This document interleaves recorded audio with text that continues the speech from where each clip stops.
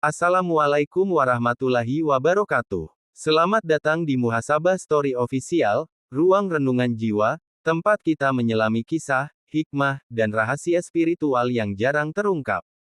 Sahabat semua, pernahkah kita bertanya, apa makna sebenarnya di balik 7 lapisan langit dan 7 lapisan bumi?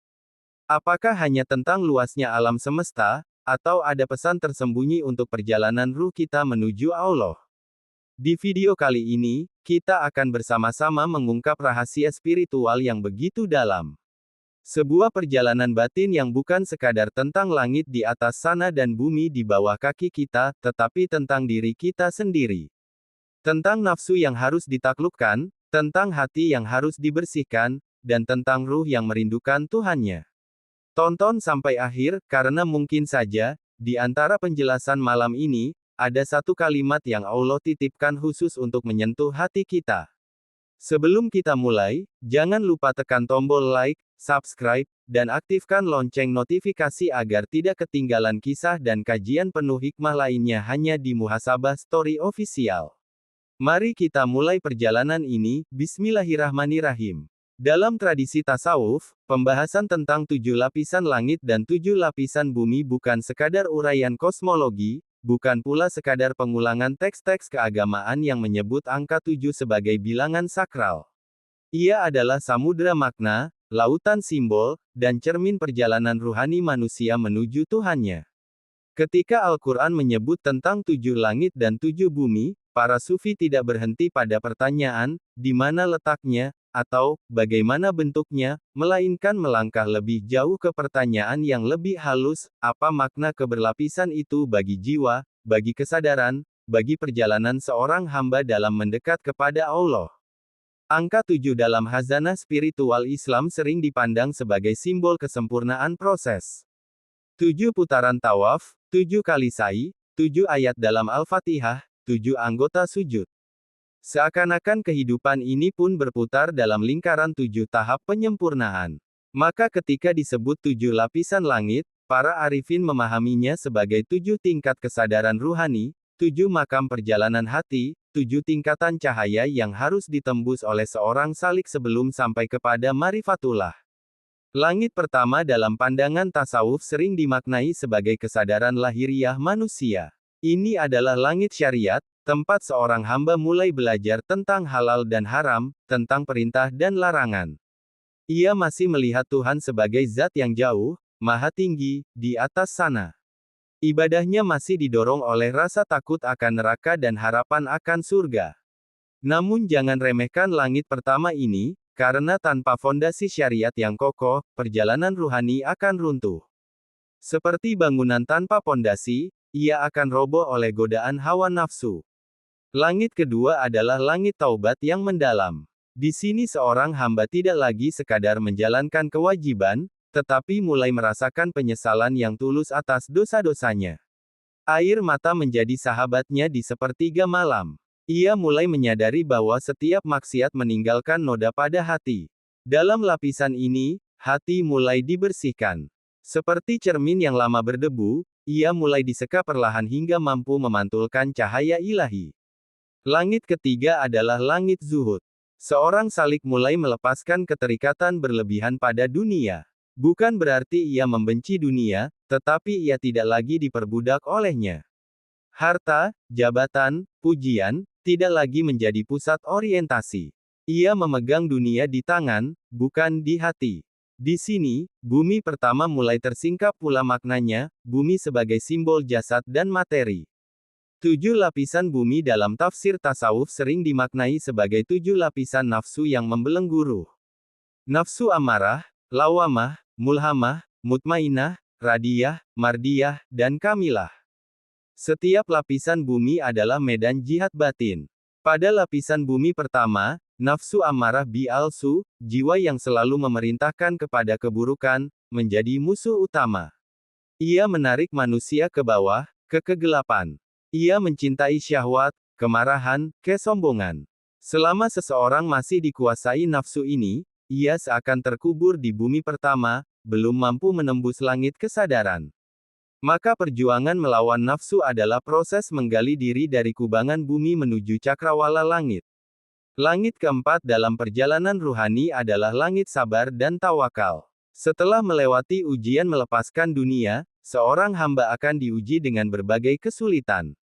Disinilah kesabarannya ditempa. Ia belajar menerima takdir, bukan dengan pasrah yang lemah, tetapi dengan keyakinan yang kokoh bahwa segala sesuatu berasal dari Allah dan kembali kepadanya. Tawakal bukan berarti tidak berusaha, tetapi menyerahkan hasil sepenuhnya kepada kehendak ilahi. Dalam makam ini, hati mulai terasa lapang. Ia tidak lagi mudah gelisah. Lapisan bumi kedua adalah nafsu lawamah, jiwa yang mencela diri. Di sini sudah ada kesadaran moral, tetapi masih sering jatuh bangun. Ia menyesal setelah berbuat dosa, tetapi terkadang mengulanginya lagi. Ini fase penting, karena tanpa kesadaran ini, manusia tidak akan pernah bangkit. Dari bumi kedua ini, ia belajar mengenali kelemahan dirinya. Kesadaran akan kelemahan adalah pintu kekuatan sejati. Langit kelima adalah langit cinta ilahi. Di sini ibadah tidak lagi didorong oleh takut atau harap, tetapi oleh cinta. Ia salat karena rindu, ia berzikir karena ingin dekat. Nama Allah bergetar di dalam dadanya. Dunia terasa sempit jika jauh darinya. Para sufi menggambarkan makam ini sebagai api yang membakar selain Allah di dalam hati. Namun cinta ini bukan cinta emosional semata, melainkan kesadaran mendalam akan kehadirannya di setiap detik kehidupan. Lapisan bumi ketiga adalah nafsu mulhamah, jiwa yang mulai mendapat ilham kebaikan. Di sini hati mulai peka terhadap bisikan-bisikan cahaya. Ia mudah tersentuh oleh ayat-ayat Allah, mudah menangis ketika mendengar nasihat. Tetapi perjuangan belum selesai. Masih ada ego halus yang tersembunyi, masih ada ria yang samar. Langit keenam adalah langit marifat. Di sini seorang arif mulai menyaksikan tanda-tanda kebesaran Allah dalam segala sesuatu. Ia melihat Allah dalam ciptaan, bukan dalam arti menyamakan, tetapi menyadari bahwa setiap makhluk adalah ayat yang menunjuk kepadanya. Ia memandang dengan mata hati. Segala sesuatu menjadi cermin yang memantulkan asma dan sifatnya. Pohon yang tumbuh, hujan yang turun, bahkan ujian yang datang, semuanya menjadi pesan cinta dari Tuhan. Lapisan bumi keempat adalah nafsu mutmainah, jiwa yang tenang. Pada tahap ini, hati tidak lagi bergolak oleh ambisi dunia. Ia tenang dalam zikir, damai dalam ibadah. Inilah jiwa yang kelak dipanggil dengan seruan, "Wahai jiwa yang tenang, kembalilah kepada Tuhanmu." Namun ketenangan ini harus dijaga, karena perjalanan masih berlanjut. Langit ketujuh adalah langit fana dan baka. Fana bukan berarti lenyap secara fisik, tetapi lenyapnya ego di hadapan keagungan Allah. Ia tidak lagi melihat dirinya sebagai pusat. Segala pujian kembali kepadanya. Dalam keadaan ini, seorang hamba hidup dengan kesadaran penuh bahwa dirinya hanyalah hamba, dan segala daya upaya hanyalah anugerah.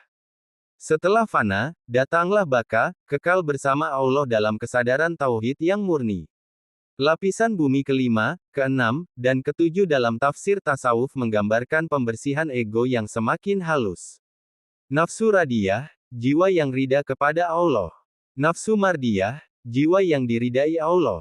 Dan nafsu kamilah, jiwa yang sempurna dalam penghambaan. Pada tahap ini, bumi tidak lagi menjadi simbol keterikatan, melainkan menjadi ladang pengabdian. Dunia bukan lagi penjara, tetapi taman amal. Rahasia tujuh lapisan langit dan bumi pada akhirnya kembali kepada diri manusia sendiri. Langit adalah dimensi ruhani yang mengangkat, bumi adalah dimensi jasmani yang menambatkan. Manusia berdiri di antara keduanya. Ia bisa jatuh ke lapisan bumi paling bawah, atau naik menembus langit tertinggi. Perjalanan ini bukan perjalanan ruang, tetapi perjalanan kesadaran. Dalam kajian tasawuf, alam semesta dipandang sebagai makrokosmos dan manusia sebagai mikrokosmos. Apa yang ada di luar, ada pula di dalam. Tujuh langit di atas sana memiliki padanannya dalam tujuh tingkat ruh di dalam diri. Tujuh bumi di bawah sana memiliki padanannya dalam tujuh tingkat nafsu. Maka mengenal alam berarti mengenal diri, dan mengenal diri adalah jalan mengenal Tuhan. Seorang sufi pernah berkata bahwa langit dan bumi tidak mampu memuat Allah, tetapi hati seorang mukmin yang bersih mampu memuat cahayanya. Kalimat ini bukan berarti Allah bertempat di dalam hati, melainkan hati menjadi wadah kesadaran akan kehadirannya. Hati yang bersih dari 7 lapisan kegelapan akan menjadi langit yang bercahaya. Jika kita merenungkan lebih dalam, angka 7 juga menggambarkan proses yang tidak instan. Ia bertahap. Tidak mungkin seseorang melompat dari bumi pertama langsung ke langit ke-7. Ia harus melalui proses panjang, jatuh bangun, tangis dan doa. Inilah hakikat suluk, perjalanan ruhani yang penuh kesungguhan. Rahasia terbesar dari 7 lapisan langit dan bumi bukanlah pada struktur kosmos, tetapi pada pesan spiritualnya, bahwa manusia diciptakan untuk naik, bukan untuk tenggelam. Ia memiliki potensi untuk melampaui keterbatasan jasad dan menembus cakrawala ruhani. Namun potensi itu hanya akan terwujud jika ia mau membersihkan bumi dalam dirinya dan menapaki langit kesadaran satu demi satu. Akhirnya, pembahasan tentang 7 lapisan langit dan bumi dalam tasawuf membawa kita pada kesadaran bahwa seluruh alam adalah tanda. Langit mengajarkan keluasan, bumi mengajarkan kerendahan. Langit mengajarkan cita-cita tinggi, bumi mengajarkan pijakan kokoh. Seorang hamba yang sempurna adalah ia yang hatinya setinggi langit dalam tauhid, namun sikapnya serendah bumi dalam tawadu. Ketika seseorang telah memahami rahasia ini, ia tidak lagi terpesona oleh misteri kosmos secara lahiriah semata. Ia justru sibuk menata batinnya, karena ia tahu bahwa perjalanan terjauh bukanlah ke ujung galaksi, tetapi ke dalam relung hati sendiri. Dan di sanalah, di kedalaman yang sunyi itu, 7 langit dan 7 bumi bertemu dalam satu titik, penghambaan total kepada Allah yang Maha Esa. Alhamdulillahirabbil alamin. Sahabat Muhasabah Story Official, demikianlah kajian kita tentang rahasia spiritual 7 langit dan 7 bumi. Semoga apa yang kita renungkan hari ini bukan hanya menambah pengetahuan, tetapi juga menggerakkan hati kita untuk berubah. Karena sejatinya, perjalanan menuju Allah bukan tentang seberapa tinggi ilmu kita, tetapi seberapa dalam kita mengenal diri sendiri.